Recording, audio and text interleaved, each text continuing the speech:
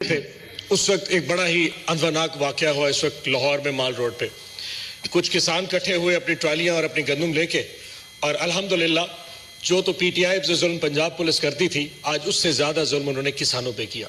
مارا گیا, پیٹا گیا, وہاں پہ شیلنگ کی گئی اور کیا کہ کسان پروٹیسٹ کیوں کر رہے ہیں. سر کسان پروٹیسٹ نہ کرے تو کیا کرے ویسے, جس کی 2500 روپے من گندم نہ بکے سر آخر وہ کر ہی کیا سکتا ہے. اور مزے کی بات سر آج کچھ ایسے فیکٹس لے کے آیا ہوں کہ شاید آپ بھی پریشان ہو جائیں گے.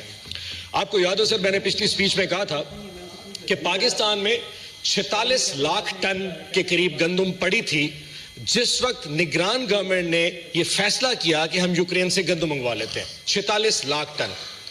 یہ بات ہے سر 22 اکتوبر 2023 کو جب نگران کیئر ٹیکر گورنمنٹ نے اس کی فیصلہ کیا کہ ہم یوکرین سے گندم منگوا لیتے ہیں. اس دن سے لے کے اب تک سر 34 لاکھ ٹن یوکرین سے گندم منگائی جا چکی ہے جس کی